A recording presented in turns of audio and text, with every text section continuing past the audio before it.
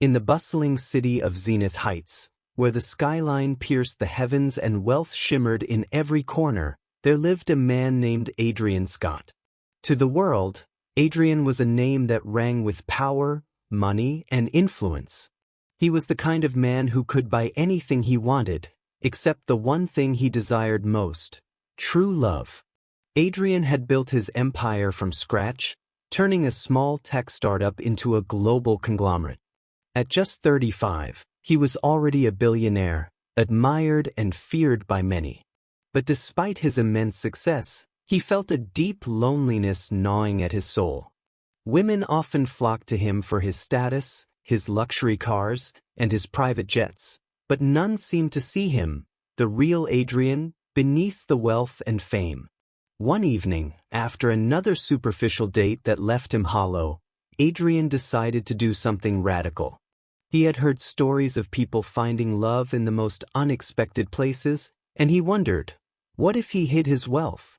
What if he became invisible, someone ordinary? Would he find someone who loved him for who he truly was? The very next morning, Adrian hatched a plan. He approached one of his car wash businesses, one that he owned but had never visited. It was a small, grimy shop located in the less glamorous part of town. Wearing old jeans, a faded t-shirt, and a cap pulled low over his face, he introduced himself to the manager as Ade, a man down on his luck looking for a job. The manager, unaware of Ade's true identity, agreed to hire him for minimum wage. For the first time in years, Adrian found himself scrubbing cars, getting his hands dirty, and working under the sun. The work was hard, but it was honest, and it gave him a strange sense of peace. He watched as people came and went, some in fancy cars, others in beat-up vehicles that looked like they had seen better days. He quickly learned that while he could wash away dirt, the stains of judgment were much harder to clean. Days turned into weeks, and Adrian remained a car washer, unrecognized and unnoticed. He made small talk with customers, exchanged jokes with his coworkers, and lived a simple life. And then one day she walked in. Her name was Emily, and she was different from any woman Adrian had ever met. She was kind, humble, and had a warm smile that could light up the darkest of days.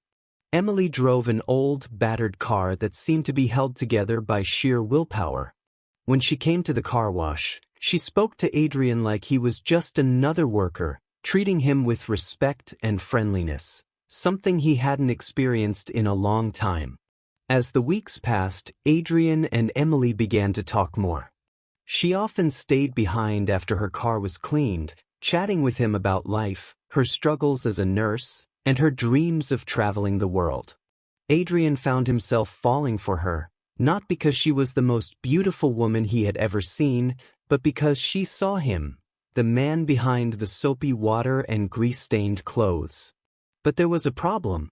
Emily had no idea who he really was. She believed he was just a humble car washer, scraping by to make ends meet. And in those quiet moments, Adrian feared that revealing his true identity might shatter the fragile connection they had built. So, he remained silent, content with their growing friendship, even as his heart yearned for more. Then came the moment he dreaded. One afternoon, a group of women walked into the car wash, gossiping and laughing loudly. They were well-dressed, flaunting designer bags and expensive jewelry. One of them recognized Adrian instantly. Her name was Rachel, a woman who had once tried to date him purely for his money. "Adrian Scott?" she gasped, staring at him in disbelief. "What are you doing here?" Before he could respond, Rachel turned to the other women and smirked. "Ladies, meet Adrian, the billionaire. Apparently, he's downgraded to washing cars now. What a fall from grace." The group burst into laughter, mocking him openly. Adrian stood frozen, his secret out in the open. He could feel Emily's eyes on him, her confusion evident. The laughter from the women echoed in his ears as they left, leaving behind a cloud of judgment and ridicule. Emily stepped forward, her face a mix of hurt and betrayal. "Is it true?" she asked quietly. Are you really a billionaire? Adrian hesitated, his heart pounding. This was the moment he had feared. Yes, he admitted. But I didn't lie to you, Emily. I wanted to find someone who could love me for who I am, not for my money. Emily stared at him for what felt like an eternity. Her eyes softened, but there was still pain in her voice. You should have told me the truth from the beginning. I don't care about your money, Ade. But I do care about honesty. With that, she turned and walked away, leaving Adrian standing in the car wash, his heart heavier than ever before. For days, Adrian tried to reach out to Emily, but she remained distant, hurt by his deception. He realized that even though his intentions had been pure, his secret had built a wall between them. And so, he made a decision. One evening, as the sun dipped below the horizon, Adrian stood outside Emily's small apartment. In his hands, he held a single, simple rose, a symbol of the love he hoped could still bloom between them. When Emily opened the door, she was surprised to see him, but she didn't close it. I'm sorry, he said, his voice sincere. I was wrong to hide who I am from you. But I need you to know that the man you met at the car wash, that's the real me. The money, the suits, the cars, they don't matter. You're the only one who sees me for who I really am. Emily looked at him, her eyes searching his face for the truth. I don't need grand gestures or wealth, Aude. I just need to know that you're willing to be honest, no matter how difficult it is. Adrian nodded, handing her the rose. I am.